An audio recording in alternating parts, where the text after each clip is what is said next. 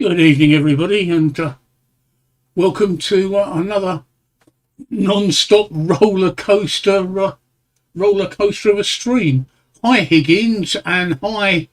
Can I call you Thrift? I mean, I can't really. I mean, how's your name meant to be pronounced? Hickston or anything else? I mean, I can't really work it out, but Hayden, and Higgins, right? Um, I've got some news to go through with you in a little while. But let's do a couple of things first before I get down to it.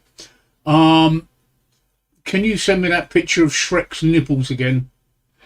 Does Shrek have nipples? Okay. So we're having Shrek porn tonight, are we? Shrek porn, right? Okay.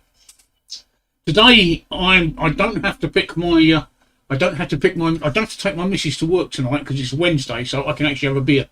So today the beer du jour, that's French for beer of the day, is Abbot Ale. Can you see that? Abbot Ale. I like trying different beers. Green King, Bury St Edmunds. I've not tried this one. Westgate Brewery, 17.99, and it says crafted quality. And on the neck it says aroma floral and spicy, taste warming and malty with fruitcake characters. Brewed in the heart of Bury St Edmunds, where brewing in the town's great abbey can be traced back to 1086. This irresistible ale has masses of fruitcake character, a malty richness and a superb hop balance. Brewed longer for a distinctive full flavour. Well, blimey, I've got to... you've got to give that a try, haven't you? I mean, with a build up like that, you've got to give that a try. So let's just take the top off of that. Let's just have a sip of that. Let's have a smell first. And yeah, it definitely smells hoppy. It definitely smells hoppy. Let's have a sip. Mm. Mm. Well, yeah, you definitely taste the malt in that. Oh, it's an ale, by the way. Just to mention, it's an ale. I'm very fussy about this, right? Beers like lagers and bitters and things like that, they're chilled. Hey, anime guy. Anime guy 123333332. Hi, how are you? This is an ale. It's not a lager and it's not a beer. It's an ale. Now, one of the things that a lot of people get wrong about ales, during the Second World War, the Americans used to come over to this country when they were on their way to invade France, and the one thing they used to complain about is the warm beer in England. Well, that's because England mainly brews ales, not beers. The things like lagers and pilsners and things like that are brewed in European beers. They're not British beers. British beers are ales. Now, ales are supposed to be served at room temperature, which is why people complain about warm beer. If you go into a shop, if you go into a decent shop, somewhere like an off license, you'll see you've got all the beers like lagers and beers in the fridge. But ales will be on the shelf. They will not be in the fridge. That's because ales are not supposed to be drunk when they're really cold. They're supposed to be drunk at room temperature, which means you can actually get wrecked quite easily on an ale because you want to quench your thirst. Especially this one. I mean, ABV of 5% is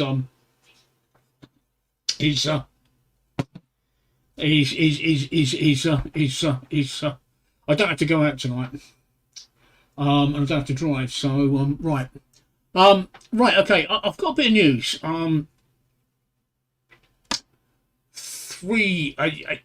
For those that don't know, I'll tell you. Right, I have cancer. The cancer I have is called follicular lymphoma. It's a blood cancer, and basically what it means is the lymphocytes, which are white blood cells in my blood system, are cancerous. Follicular lymphoma is incurable. It can't be cured. It can only be treated. So, I mean, can you imagine that day in the doctor's? The doctor said to me, he said, I've got something to tell you. You might want to sit down. He said, and he said, I'd advise you to stop masturbating. And I said, why is that? And he said, well, I might want to examine you in a minute. But he said to me, he said, I've got something to tell you. And I said, go on then. He said, well, you've got cancer. Okay. And I'm thinking, shit, I've got cancer. You know, how do you react when somebody tells you you've got cancer when you're not expecting it? How the hell do you react? I just looked at him and said, okay, yeah, that's fine. I seemed to take it in my stride. I said, okay, that's fine. He said, you haven't just got cancer, you've got an incurable cancer. It can't be cured. It's not going to go away. All we can do is treat it. And what the treatment involves is, when we treat you, we're going to try and just knock the cancer back. So that it doesn't affect you, but it will come back. So no matter how many times you treat it will come back. So this was back in 2013, Christmas 2013. 2014, I had radiotherapy. And the radiotherapy knocked the cancer back to put me in remission. I just want to check something, just bear with me. I just want to check if my audio's working. Yep, it is, right, that's okay. I'm a bit paranoid about my audio because I've had an ongoing problem with my NDI interface. I don't know whether you know what an NDI interface or not is, but I'll tell you about it in a little while if you like. I'll tell you about it if you don't like. So I had the radiotherapy and that cured it. That sorted it out. And from 2013 until 2017, I went muddling along just fine. For all intents and purposes, as far as the world was concerned, I didn't have cancer. I was just acting normally. We were in Mallorca in 2017. I took a short break and went to Mallorca with a partner, and she started to notice it before I did, that I really started to go downhill during this holiday. So we came back and I went to the doctors, haematologist, because it's a blood cancer. I went to the haematologist and they said, yeah, okay, well, can I give you a PET scan? They gave me a PET scan and they said, right, it needs treatment. So they rushed me off for chemotherapy, which was rituximab, which is a monoclonal antibody, and bendamustine. And now chemotherapy, right? I always had this vision of anybody that suffers cancer, right? And you probably got the same vision yourself. There's somebody that looks like a skeleton, you know, with the sunken cheeks and the dark eyes and no hair. I've got to tell you, right, that it's not all chemotherapy causes you to lose your hair. I mean, I'm losing my hair because I'm an old fart. But ordinary chemotherapy doesn't. The chemotherapy I'm on doesn't cause you to lose your hair. Now, rituximab is a monoclonal antibody which is made from mouse protein. So, I'm not brave enough to ask if vegetarians can or vegans can have this kind of treatment, but I don't care because it was doing me good. What that does is that binds to the cancer receptors and allows the other drug that I had to do its work, which is bendamustine. Now, bendamustine, I did a bit of research on bendamustine, right? And you're going to be surprised about this. What bendamustine is now, during the First World War, the Germans came out with a weapon of mass destruction designed to kill Allied troops. And this weapon of mass destruction was mustard gas. They tried chlorine and they tried mustard gas, so they actually bombed the troops in the trenches with mustard gas, which is a very nasty thing, and it causes all sorts of weird and wonderful things, and it kills people. However, what the Allied chemists noticed was that not only did it kill people, but it also attacked tumours. So we come forward to about the 1970s, and some other scientists picked up on this research that was done about mustard gas. And they refined it and they targeted and made it so that it was a targeted drug to affect cancer. And they called it bendamustine. But basically, bendamustine is mustard gas, although you get it in a liquid form, not a gas form. So something that was designed to kill people, masses of people in World War One, is actually a primary treatment for cancer nowadays. And it is made from mustard. I'm not exactly sure how they make it, but it is made from mustard. However, it is a cytotoxic drug. And what that means is it is a deadly poison. And that's what chemotherapy is. Chemotherapy is a deadly poison. Hi, Eddie. Nice to see you. Chemotherapy is a deadly poison. What they're basically doing is they're basically using one poison to kill another poison. So this image I have of people on chemotherapy being living skeletons with lots of tubes coming in and out of them, barely able to walk, and loss of hair. That is a really aggressive. That's really aggressive chemotherapy. I mean, those are the people that have the really aggressive chemotherapy. my chemotherapy is aggressive, but it's not that aggressive. I'll just give you a little fact about follicular lymphoma, just to show how the world's moved on. In 1970, the 10-year survival rate for follicular lymphoma, right, 10-year survival rate, was 20%. That means 20% of people diagnosed with follicular lymphoma would survive 10 years. That means, of course, 80% wouldn't. 80% would not survive.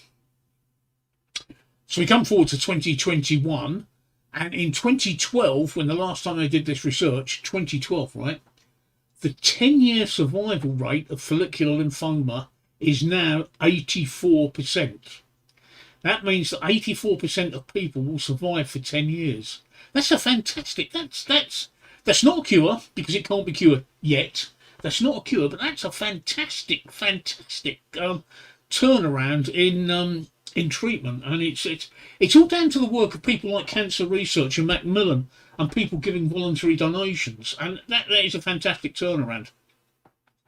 That was my first chemotherapy. Now, chemotherapy is horrible. All right, now there's no way that I can tell you anything nice about chemotherapy. It is an assault on your body.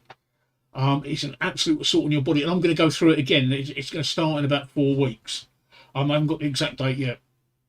It is an assault on your body because you are using one poison to try and get rid of another poison. The first time it was rituximab and bendamustine, but unfortunately I'm considered clinically extremely vulnerable. And hi, Mickey. I'm considered extremely vulnerable, and I can't have that treatment again. So they've got me on another treatment. All right, you're going to love this one. The treatment they've got me on is rituximab, which again is the oh right, okay. If you work for Cancer Research, Anime Guy, you're one of the good guys. You're one of the people that has made life a lot easier for cancer sufferers.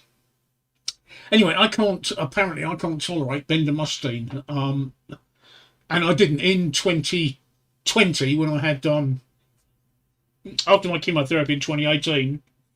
I got away with 18 months. It knocked my cancer back for 18 months, and then it came back in 2020. So I had to go for chemotherapy again, and they did me on a different drug. Now, again, this is a drug that has got a history, and it's a history that was never intended. When the drug was originally brought out, it was intended to cure motion sickness. All right, but doctors discovered that it actually cured morning sickness in pregnant women. This is in the late 1950s, early 1960s, before drugs were regulated. So they started prescribing it to pregnant women. And as soon as I tell you the name of the drug, you'll know exactly what happened next. The drug is thalidomide. Yeah, thalidomide. But at the same time, when they were researching it, and once they realised the mistake it was giving it to pregnant women, once they researched it, they discovered it was another drug that would act on cancer cells. So it's now called lenalidomide, all right? And it's what's known as an analogue of thalidomide, but it is the same drug. It is basically the same drug that caused all those horrible deformations in the 1960s, and now it's turned around, it's being used as an anti-cancer drug. And that's the chemotherapy I'm going on, rituximab and lenalidomide. But it is, like I say, it is an assault on your body, whichever way you look at it. The first assault comes with chemotherapy lasts for 6 months. And you go in once a month to have your chemotherapy, and it starts the same way. The first session is about 12 hours. The reason it's about 12 hours is because they have to slowly infuse the rituximab, because generally people react to rituximab, and I do react to rituximab. After about 3 hours of having rituximab in, all of a sudden my breathing is, and I feel awful, and they have to inject me with massive amounts of Piriton and give me oxygen because I'm having an allergic reaction to the Piriton, the rituximab. So the first session, what they do is they establish the flow rate of rituximab that you can take. So they start you off on one dose, and they gradually increase it until you react and then knock it back. Yeah, they actually need you to react. So you know that at some point during this treatment, you're actually going to have an allergic reaction. Now, again, I can't describe what hell an allergic reaction to rituximab is. Because this rituximab is in your body and it's doing all sorts of weird and wonderful things, it absolutely makes you feel, you feel awful and you feel tired. It wipes you out. Like, I can't even begin to describe the tiredness. The lenalidomide, on the other hand, I get as a tablet, which I have to take once a day. Now, the lenalidomide, what that does is that attacks the tumours and breaks them up. But this is something that's not often mentioned about chemotherapy, right?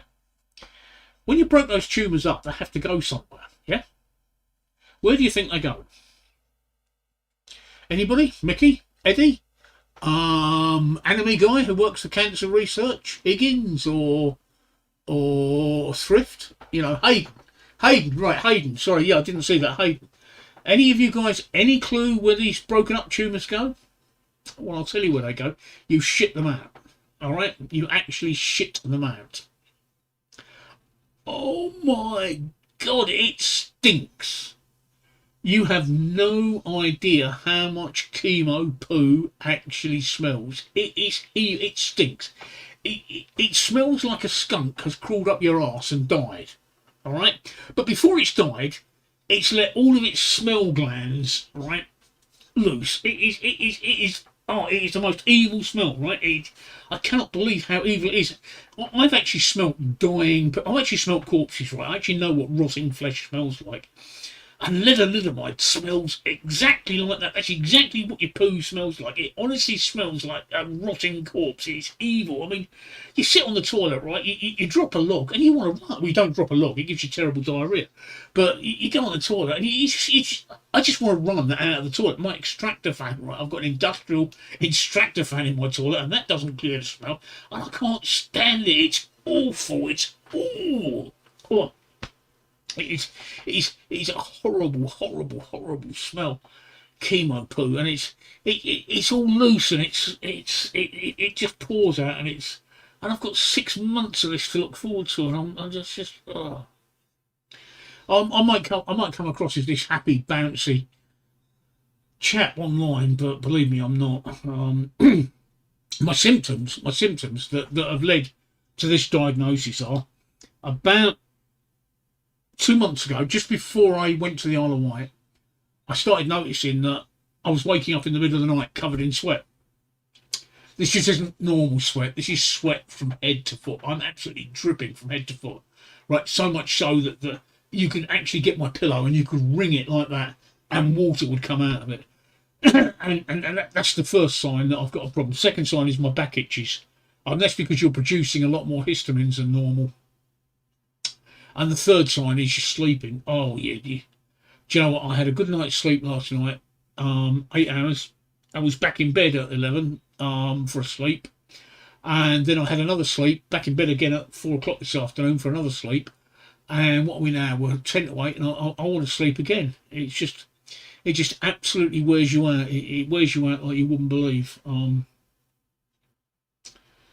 And you just generally feel shit. I mean, there's a couple of people that have noticed I haven't been that active on Facebook for the last week and a half, and it's because I've really been feeling rough. I can't describe it. There's no way I can quantify how I feel. I just feel rough. I'm gonna have some more beer. Excuse me for a second.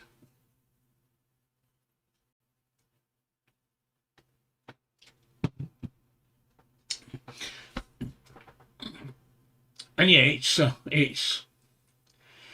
very nice, and I've got this to look forward to, and it's 6 months of it, once a month for the lenalidomide, which I go into the hospital now. In previous years, now this will be my third chemotherapy session, right? The third time that I've had to fight this cancer. The first two, I had what was called a PICC line fitted, PICC, P-I-C-C, peripherally inserted central catheter. It's a line, I don't know if you can see that, there's the scar there. Can you see the scar? Is my camera picking it up? Yeah, it is. There's the scar there. The line is done under a local anaesthetic. It's fitted in your arm there, and they push it through your vein until it comes to just above your heart, and then they seal it with a valve there, and they leave two tubes hanging out the end. It's so that they can actually put the chemicals into you without having to jab you with a needle and a catheter each time. Now, the last 2 times that I had chemotherapy, I had to have this PIC line fitted. I'm not sure whether I'm going to have it this time or not. I don't know until I speak to the nurse during the week. If they offer me the PIC line, I'm going to go for it, because otherwise, honestly, as a cancer patient, right? I do get more pricks in me than a second-hand dartboard. I really do. I've never had the number of pricks you have in you. You turn up for your chemotherapy session, the first thing they do is they take blood. The reason they take blood is because they have to mix up your dosage to your particular specifications. And they stick a catheter in you, and it's just needle after needle after needle. I'm not needle phobic in any way, but there's just so many. It becomes a grind. So the PIC line is a lot easier. I've got a new shirt. Have you seen that? Look, have you seen that? Look, it's got my logo on it. Look, see, that's another new shirt. I know I had shirts with my logo on before, but this is another one that arrived today, orange and black. It's also got it written on the back in big, and my wife says it's in your face. I say wife, I'm not married. My partner says it's in your face. It's too much.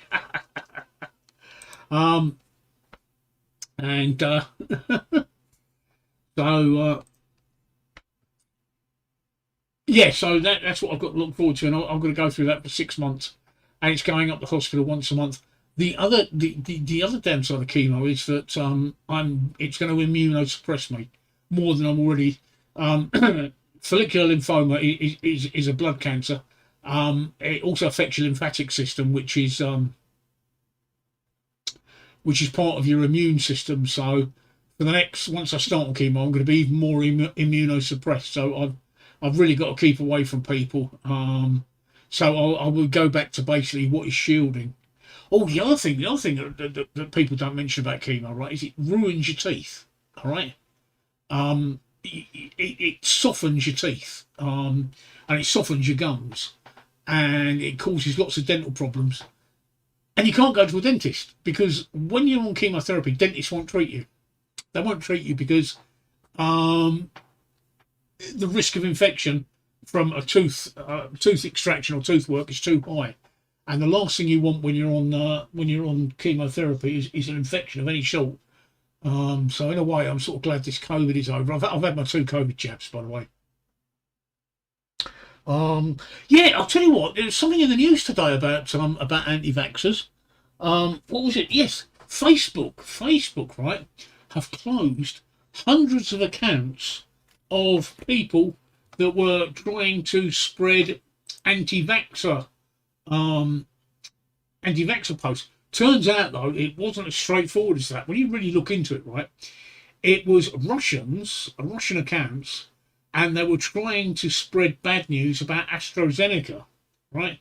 Obviously, because the people who had the Sputnik antivirus, wanted to promote that. So it turns out Facebook have acted on people, and they've removed hundreds and hundreds of Facebook accounts.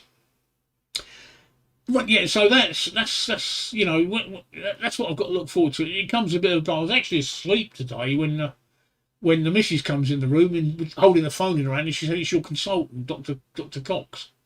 And I'm sort of half asleep, and she says to me, "Well, we're starting you on chemo again." It's just not. I just can't begin to tell you what it's like. I really can't. It's horrible. I mean, I hope that none of you ever find yourselves having to go through that ever.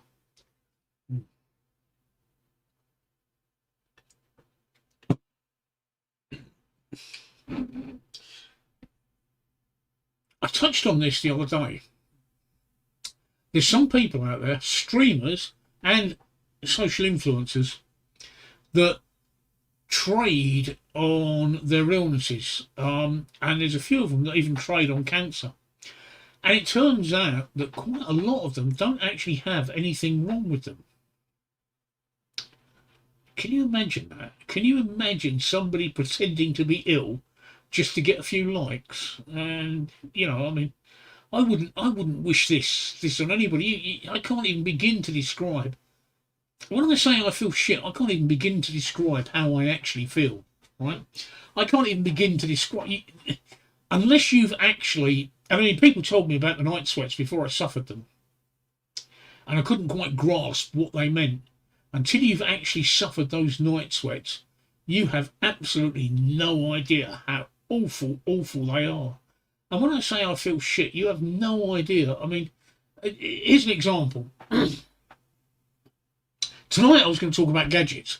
And one of the gadgets I was going to talk about was we've got a new RoboVac. This is cancer related.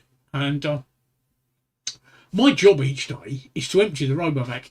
It's got a 0.6 litre container, which is great. It does the house, well, the downstairs. It does the downstairs. And it doesn't fill this container up. It did the first day, but once you set it off every day, I mean, it goes off at 3 o'clock in the morning round here, and does the whole of the downstairs, hard floors and carpets. Does the hard floor in the kitchen, the hard floor in the bathroom, deep pile carpet in the dining room, deep pile carpet in the hallway. The front room is a hard floor with a rug, and it copes with all these different types of surfaces. But my job each day is to actually empty the cleaner. So I got down on the floor today to empty the cleaner, and I emptied it, and I just couldn't get back up again. I just sat there on the floor. I just wanted to go to sleep. You know, you just fall asleep on the carpet there. It just, I can't begin to describe it. I've got what else is happening? Yeah, I've got builders coming in tomorrow. Yeah, I've got builders. Yeah, they're coming in at 8 o'clock in the morning. Fucking 8 o'clock in the morning. 8 o'clock in the morning. When they said we're going to start Thursday, we'll be there at 8 o'clock in the morning. I thought, are you having a laugh? I have enough trouble sleeping as it is, and now you want me to get us? I'm going to have to get up at 7:30 tomorrow for the builders. Why have I got builders coming in? Because my upstairs bathroom is being converted into a wet room. Because I've got a downstairs bathroom, but that's only got a shower in it. And the shower cubicle I can't use anymore because it's too small. So we're having the upstairs bathroom converted to a wet room so I can use that, and we're having a stair lift put in so I can get upstairs, because at the moment I'm sleeping downstairs because I can't really manage the stairs. But the builders are starting tomorrow with the building the wet room. Now, here's interesting. Let's see if I can get this to go. Here's interesting. One of the things that's being put into the wet room is, I'm just going to see if I can get it to go, so just bear with me, because I should have prepared this beforehand, but obviously my mind has been taken up with other things. You know, when you get told you're going back on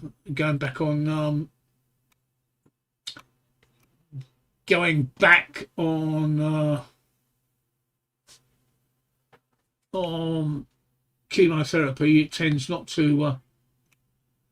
You tend to forget all the things. I mean, I forgot everything that I was gonna. Oh, I can't find it. Oh, I'm sure I did it. Maybe it's in a format that OBS doesn't understand. Let me have a look. I'm sure I put it in that folder. Let me have a look. I'm sure it's in this folder. Maybe I didn't. Maybe I. Yeah, I did. Yeah. All media files. Okay, let's try video files.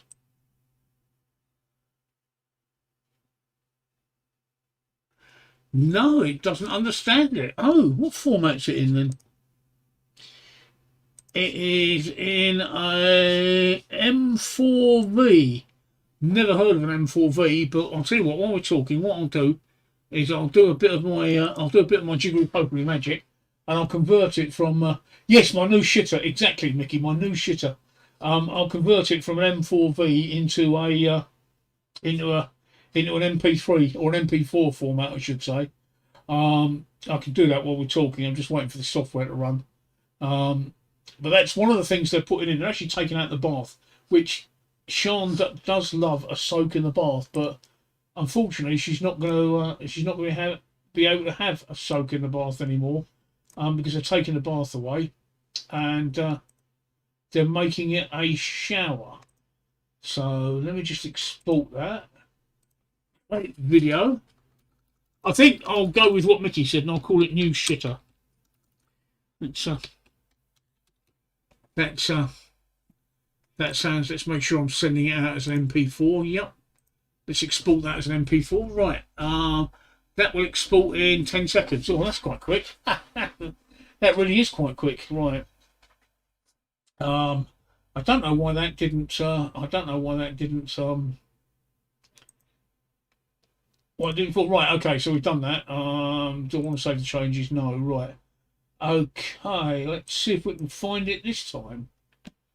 All depends where I put it. Trouble is, I've got 5 hard disks here, and I keep forgetting where I put things. What did I say it was called? New shitter, didn't I? No. Oh yeah, I did. I put it there. Right. Okay. There. Yeah. Okay. Nope. Okay. Right. Let's.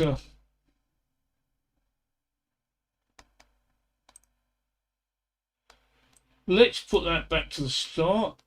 Okay, right, yes. I'm having one of these fitted. Right, now just watch this for a minute. Alright. This is a demo of what it is. Mickey calls it a new shitter. It's actually a Clozomat Palmer Vita. Right? And what it means is that when you've finished doing your business, right, you press your elbow against the red bit at the back, and little wonders happen, right? A little pipe comes out. There you go, look. Hey, squirts water up your bum, and then it blows hot air around to dry it off. It's just an amazing thing. I'm going to play that again, just so you can see that again. Right? Okay, it squirts water, and it dries your bum as well. When I was looking around at that, I found a couple of websites, right, that apparently us in the West, especially the United Kingdom and the United States, right, we are considered as a bit backward when it comes to toilet facilities, because we wipe our bums with our hands, right? And we're considered a bit backward with that. We use toilet paper, and in other countries, they use a shataf or a bum gun, bum gun, unkindly called a Muslim shower, but you can't really call it that. It's a shataf. And it's basically a hand spray. Now, I actually have one in the downstairs toilet, and I've had one for years. I think when I first went out to Africa, first time I went out to Africa was Tunisia. And when I was in Tunisia, I discovered the shataf, because all of the toilets there have these. It's a little pipe next to the toilet. And I often wondered what it was for, and it was only after I asked somebody, they told me. And they said, look, you're in a hotel, we only put toilet paper in for you Westerners. The rest of us don't use this. Apparently, what they do in Tunisia was that people in the households, right, they have their own personalised towels, you know, and they normally have their initials sewn into them, and they're hanging up in the bathroom. When they've had a good squeeze, right, they use this shataf and they rinse themselves off, and then they dry themselves with their own personalised towel. And apparently, it's a lot cleaner, and research says this as well. It's a lot cleaner and a lot more hygienic than toilet paper. But toilet paper appears to have caught on in the West. And I must admit, during the first part of the lockdown, I was absolutely stunned at the way people were panic buying toilet paper. I couldn't believe how people were panic buying toilet paper. That was just the most amazing thing I've ever seen. Right? I've never ever known people to do something that stupid. I mean, toilet paper. Why would you panic buy toilet paper? But I mean, none of this bothered me, because I had my squirty bit. This toilet I'm getting, it has a boiler built into it. A boiler, yeah, a boiler. The reason it's got a boiler built into it is because it keeps a container full of hot water in the toilet at, I think they said it was about 38 degrees, 1 degree warmer than body temperature. So not only does this arm come out and, you know, squirt your bum, it's nice and warm as well. Although saying that, the my own shataf downstairs is cold water, and it's not the shock you think it would be. It's not the shock, but I mean, can you imagine this toilet? Right, it washes and then dries. I mean, I've loaded my Kindle up. The reason I've loaded my Kindle up with hundreds of books is because I can see myself. Yeah, exactly, Mickey. Coffee and a shit. I can see myself spending hours on that toilet. I really can. I can see myself. I was when they said I was getting this toilet. All right, let me have some more beer.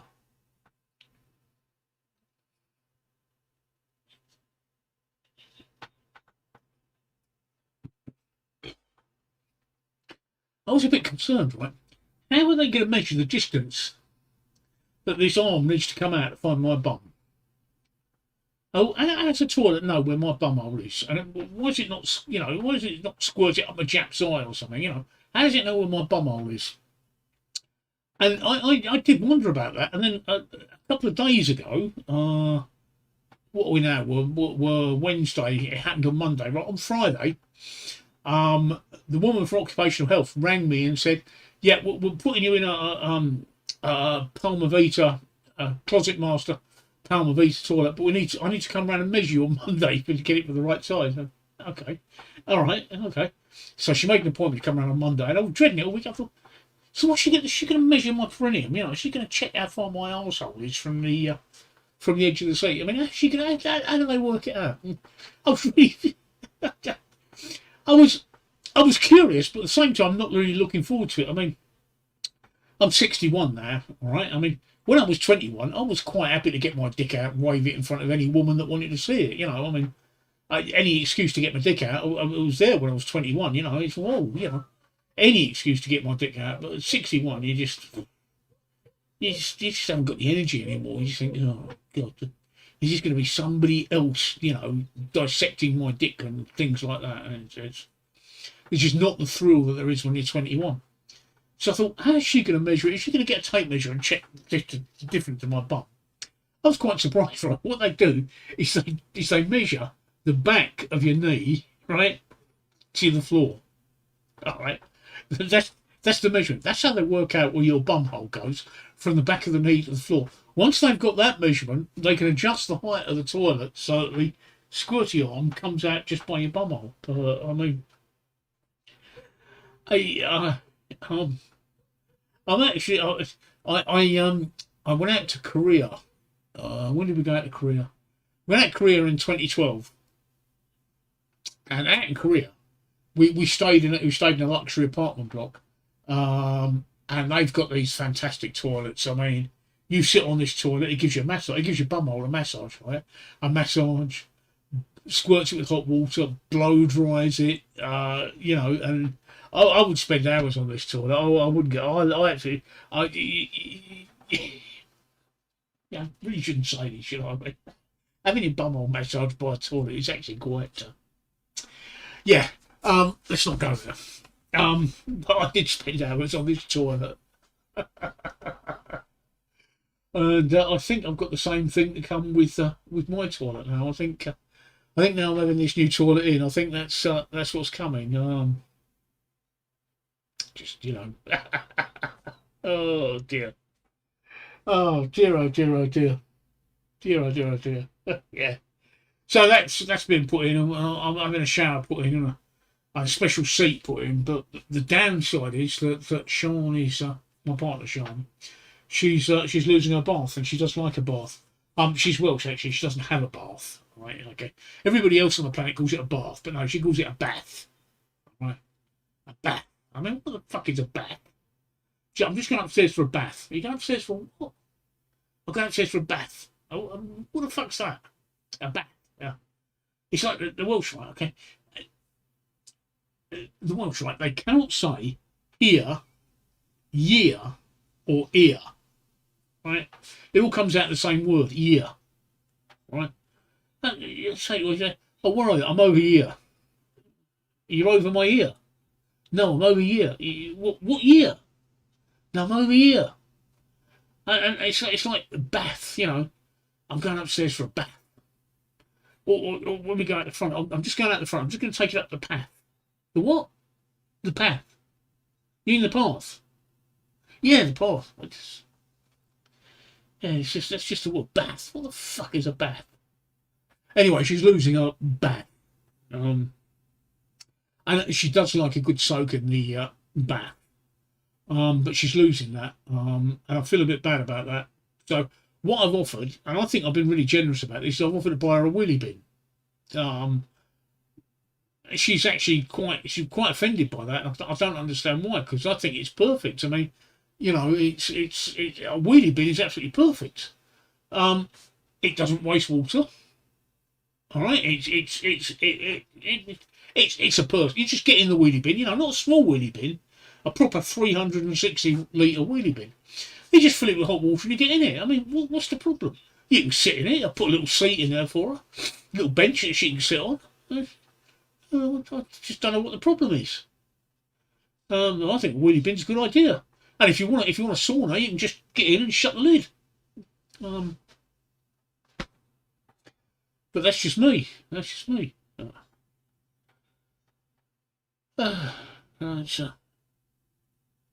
What's that? No R in bath. Bath. There's no R in bath either, and you don't say bath. It's not bath. It's not BAFF. It's BATH. The bath. Not bath. There's no F's in bath. Right? No F's in bath at all. There's no F in Y either. Discovered that. Oh. This December ale is 5%. Right, it's a nice beer. I've got to be honest, it's not my first beer tonight. Right, I've already had a can of Foster's, and I've got another can of Foster's on standby. Being told that you're going on chemotherapy is not a very nice thing, and my plan for dealing with it is I intend to get absolutely and totally wankered tonight. Yep, and I think that's how I plan to do it. I think I'll get totally wankered tonight and regret it tomorrow when the builders are. Oh, why are the builders coming at 8 o'clock? What sort of person starts work 8 o'clock in the morning? I mean, yeah, right. When I can't sleep, because I can't sleep at the moment, because I'm having trouble sleeping, right? I'm awake at the same time as the birds, right? 4:30 in the morning, the birds are fucking singing, right? 4:30 in the morning. How can anybody be that chirpy at that time in the morning? I just don't get it. How can people be that chirpy at that time in the morning? For fuck's sake. All I want to do is shoot the little fuckers. Oh, tweet, tweet, tweet, tweet, tweet. Oh, it gets on your nerves. And people say it's a happy sound. No, it's not. It's 4:30 in the morning. It's an obscene time, right? If you don't know what obscene means, get up at 4:30 in the morning. That's an obscene time. Oh. But that's my plan. That's how I plan to deal with it. I plan to get completely shit-faced. They say that you shouldn't really drink alcohol when you're on chemo. They say a lot of things you shouldn't do. Did you know, when you're on chemo, right, they give you a list of things you can't eat. Now, tonight, for my dinner, Sean cooked me a lovely dinner. Do you know what she cooked me, right? She cooked me what we nicknamed meat and potatoes, right? And it's actually a nice bit of steak, but just seared on the inside, just seared on both sides, right? And when you cut into it, right, it bleeds. All right, that's how steak should be, right? I like my steak so rare that when you cut into it, it goes moo. All right, that's how steak should be. When you're on chemo, right, they give you a list of things that you shouldn't eat. And one of them is rare red meat. And they give you a list of things that you should eat. And one of them is broccoli, right? So they want to replace my gorgeous blood-dripping steak with broccoli. Gorgeous steak dripping with juice and put it in your mouth and broccoli. Okay, so that's the sort of thing you can't eat. You can't. Your red meat has got to be well cooked. Yeah, Yeah, and Sean, when we have our meat and potatoes, she will cook my steak until it's like the bottom of a Dr. Martin boot, right? You cut into it and there's just no blood. There's just no, it doesn't move. It's just, it doesn't taste at all. It tastes, oh, it just, and you've got to eat plenty of fresh fruit. And it's basically you've got to have your 5 a day. It's you can't smoke when you're on chemotherapy apparently. And I was reading somewhere that some health authorities, if you smoke when you're on chemotherapy, some health authorities will actually refuse to give you chemotherapy because they consider it to be counterproductive, especially if you're having chemotherapy for a lung cancer caused by smoking, and you haven't given up smoking. They won't. They will refuse to treat you. As it happens, I don't smoke, so that doesn't really cut. That's neither here nor there. So I don't have any problem with that. I will sort of stick to their diet. I mean, I understand why the rare red meat has to stop. It's the danger of infection. So, but I won't stop red meat altogether. I can't. I'm sorry. I mean, I know that there's people out there that are vegans and vegetarians, and yeah. Speaking of that, right? Speaking of that, let's just go off completely on a tangent for a moment, right? Let's just go completely on a tangent. Vegetarians, all right? You've got to love vegetarians, all right? You can always tell when one of your friends is a vegetarian because they will let you know. They will let you know in massive, massive ways, all right? They will not be quiet about being a vegetarian. Now, the aim of vegetarians is to stop everybody from eating meat. Now, there's been a lot of research done on this, okay? If we all stopped eating meat, if the entire world stopped eating meat tomorrow, we would all be dead within a generation.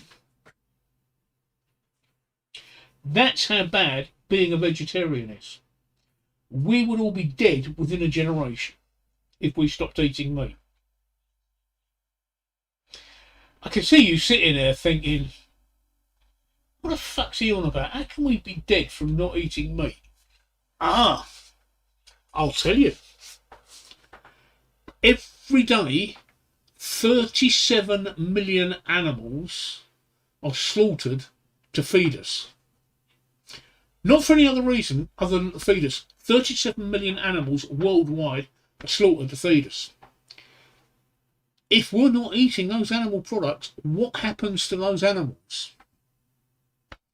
Think about that for a minute. I know what you're thinking. You're thinking, well, kill them. Okay. What are you going to do with them when you killed them? The human body is absolutely fantastic in turning meat into biodegradable waste. Corpses are not as biodegradable as you think they are. They're not as biodegradable as a turd is. So what are you going to do with those 37 million animals? Burn them. Yeah, do you remember when we had that bovine scare back 20 years ago? Do you remember when they burnt all the cows that they killed? Do you remember the pollution it caused? Well, apparently, these 37 million animals, it's not just one day you'd have to kill these 37 million animals. You'd have to do it constantly every single day until you've got the population down to a manageable level. Burning the corpses would cause a second ice age because of the amount of pollution they would put into the air. What's the next answer? Bury them.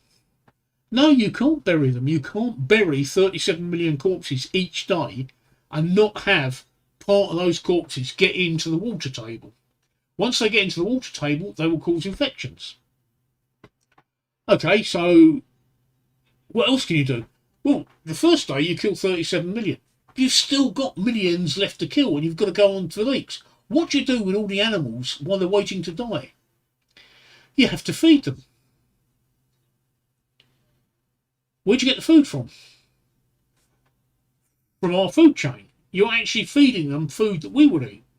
And because we're not killing them for food, they're actually increasing in numbers, demanding more of our food.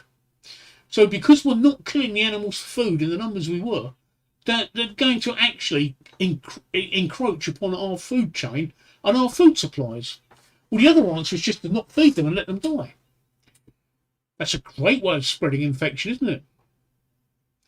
So, turning vegetarian isn't as good for the planet as you might think it is. And it will turn out that if this research is correct, turning vegetarian means that within a generation we'll all be dead.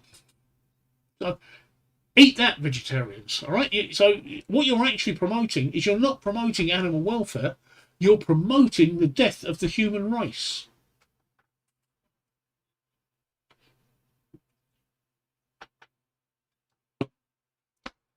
I can tell you're all impressed by that.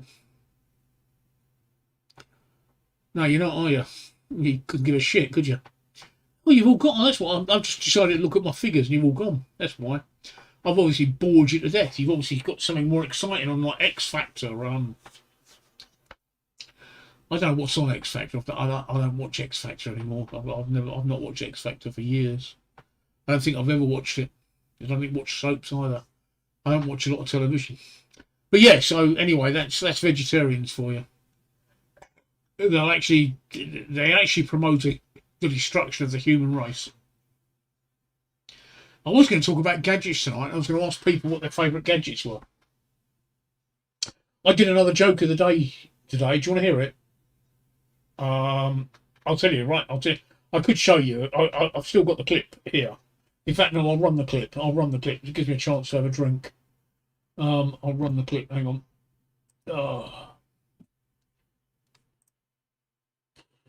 Let me just run the clip.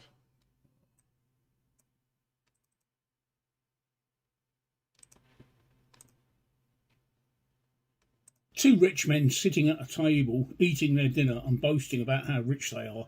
And the first rich man says, "I'm so rich that for this year I'm getting my wife a pair of earrings and a Mercedes." And the second rich man says, "Why are you getting those?" And he said, "Well, if she doesn't like the earrings, she can drive to the store and change them." So the second rich man says, "Well, I'm getting my wife a holiday home in the Bahamas and a private jet." And the first rich man says, "Well, why those?" And he says, "Well, if she doesn't like the holiday home, she can fly home." So the first rich man says, "I wonder what poor people get their wives for Christmas." And the second guy says, "Let's ask one. Let's call the waiter over and find out." So they call the waiter over, and the waiter comes over, and the first rich man says to the waiter, "What are you getting your wife for Christmas this year?" And the waiter looks at him and said, "A pair of slippers and a dildo." And the second rich man says, "Why those two things?" And the waiter says, "Because if she doesn't like the slippers, she can go and fuck herself." There you go. That was my joke of the day. I don't know how impressed you are with that. Yeah, right. No, there was something else. Yeah, NDI. Okay. Now, I'm using that's a camera, as a webcam. I'm using my mobile, well, not my mobile phone. That's my old mobile phone. I've got a new mobile phone. That's my old contract phone. It's gone out of contract. This phone here that I'm pointing at.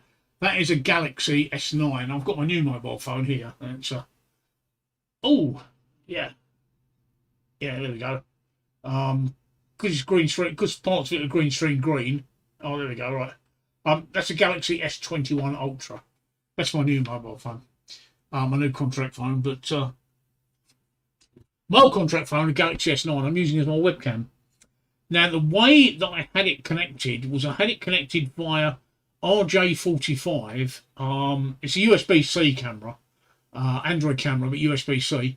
And I had it connected via an RJ45 adapter into my LAN. And something called NDI, Network Device Interface, which apparently is the de facto standard for connecting devices into a broadcast system, which is basically what this is. But I've had a problem which I've been unable to track down. I've been unable to track it down at all. That when I'm in the middle of streaming, all of a sudden, my audio and video would go out of sync. Now, I can control it if I know that it's going to go out by a set amount and when it's going to go out by a set amount. But it was just going out at all different times by different sets of amounts. When I looked at the logs the next day, it was an absolute nightmare.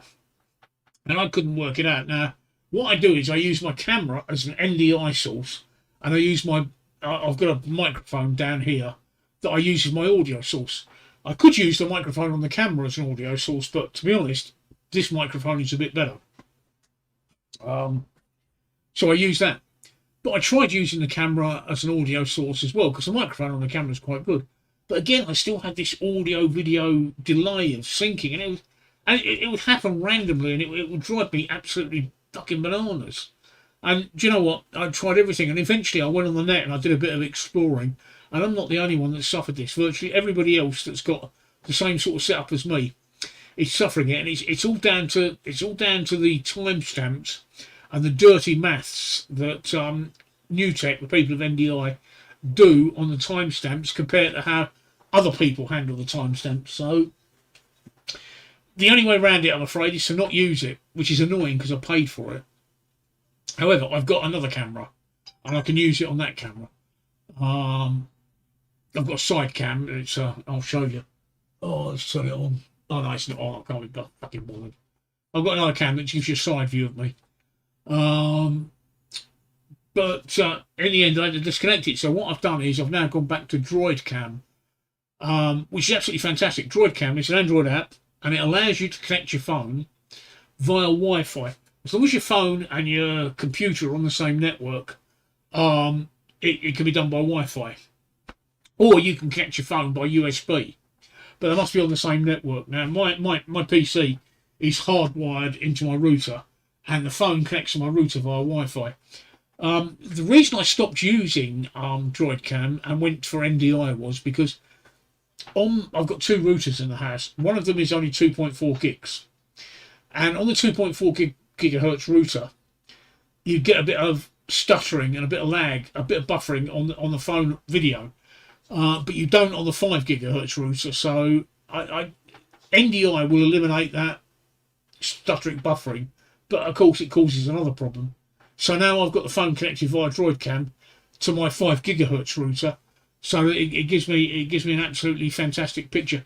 The other camera, the other camera hasn't got 5 gigahertz Wi-Fi on it; it's only got 2.4 gigahertz. But if I connect that via USB, I don't get any buffering at all. So it gets complicated when you've got multiple cameras and you're trying to connect them. So I've settled on this one, my main camera being connected via Droid Cam to the network, and my side cam is connected via NDI, and I've also got a roving cam which is connected via NDI, and I'll put up with the stuttering. But that's I can tell how technical you've enjoyed that, because my viewing figures have plummeted. Right, they've gone. I mean, they've dropped like you wouldn't believe. I mean, yeah. I've obviously really interested you there. Oh, you make me laugh, you people. You make me laugh, right? I've been on all the groups, right? All the Facebook groups, right? And what people want is they want people to interact with them. So I interact with you people, and you just fuck off. Oh dear. No, you just fuck off and do other things. Which leaves me streaming once again to myself. So on that note, instead of streaming to myself. Oh, it's just. I don't know. It's lucky I can't. It's lucky. There's no chance of me making any money out of this, is there? Absolutely no chance, because people just don't hang about. I'm obviously boring you to tears. So I'm going to stop boring you now, and I'll let you go on and browse Pornhub or Xvideos or heavier.com or whatever porn site is you get your thrills off of. Rather than listen to me. So I'll see you all later. So bye.